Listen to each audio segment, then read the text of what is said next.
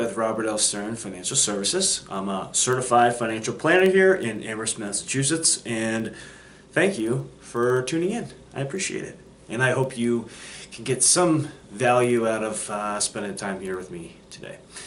So anyway, it's April, happy spring.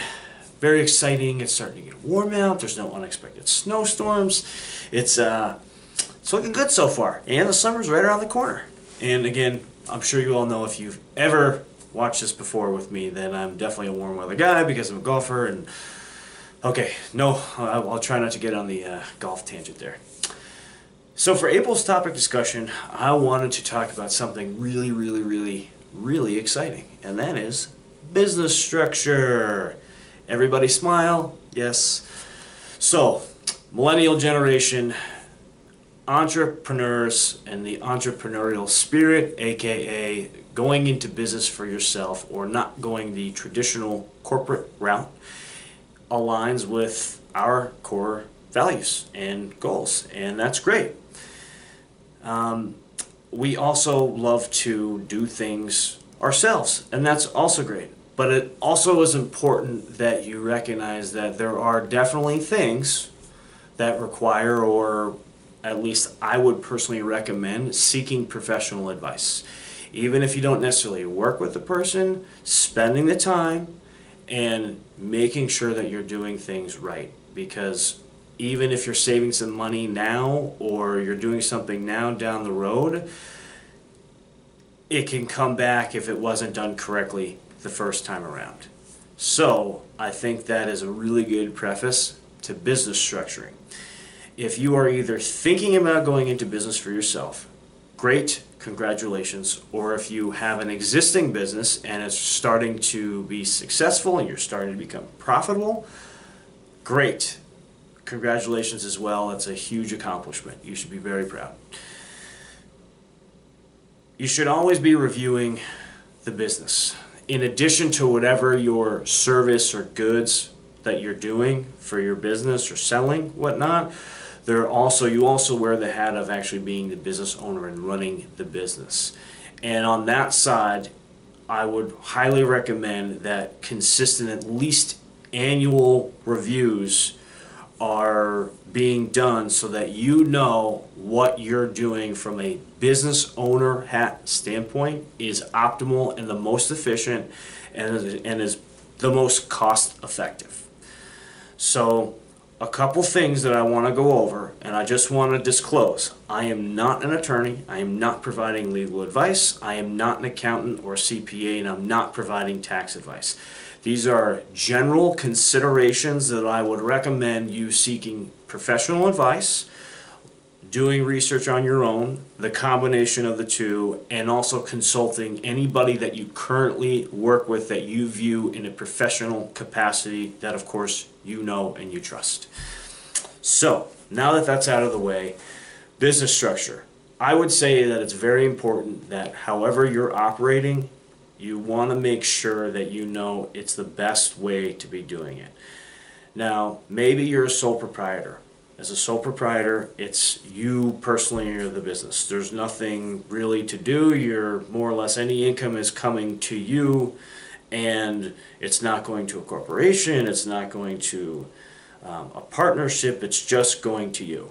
And that, I would say, is the most probably common, most simple, and cheapest way to be operating, particularly if it's just you. If you start taking on employees, that's another subject. But again, if it's just you and you're just starting out and you're solely focused on costs, then the sole proprietorship, at least initially, might be a good thing. But again, it's going to depend on your own personal situation and what's going to be right for you.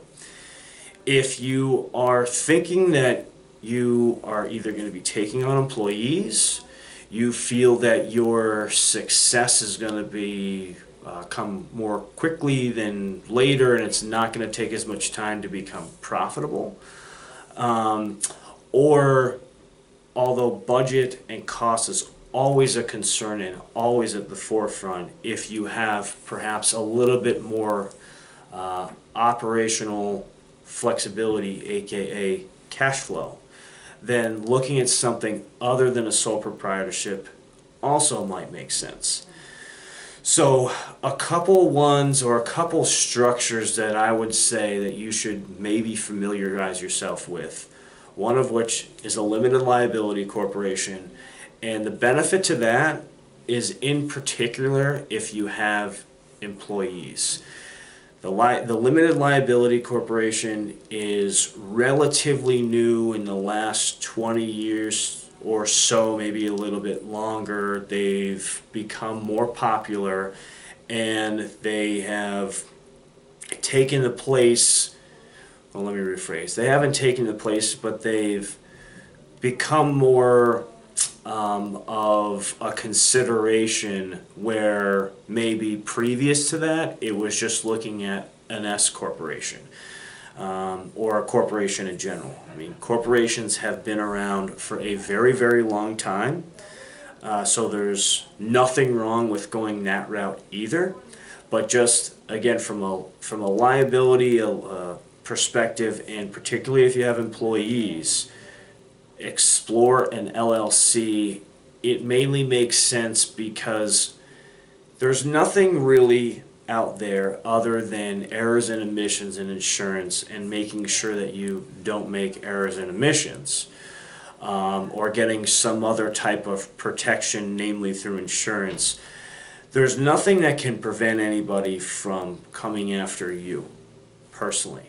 What the LLC mainly stands, or the main benefit of that, is if something happens that your employee is doing on the business's behalf, that would basically, if legal action was taken, it would separate you from the business. But that's different from you making an error and somebody coming after you. It doesn't separate you in that way.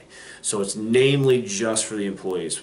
And again, I am not an attorney, and I would encourage you that if this is the way you're thinking, do your own research and seek professional guidance. Another potential business structure to use would be a corporation. And unless you're really big, or you really there's certain circumstances that you would meet that we don't have time to go over today, then most likely an S corporation would be the way to go. There's a couple things that you would definitely have to meet. You can only have 100 shareholders or less.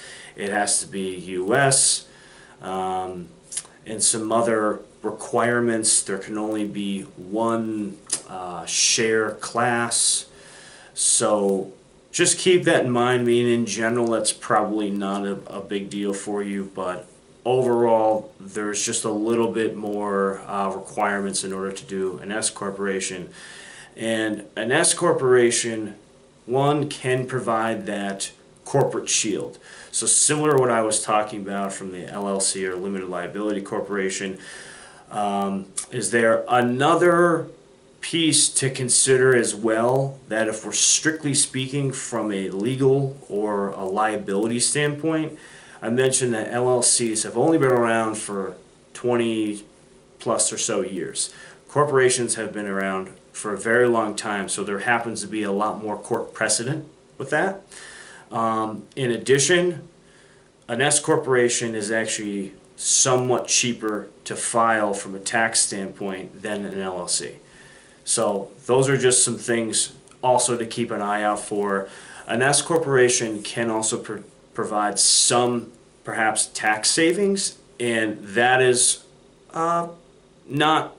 it's fairly complicated to some degree, meaning that in order to assess that, one, you definitely want to seek an accountant or somebody who you see as a professional that you could go to with this information.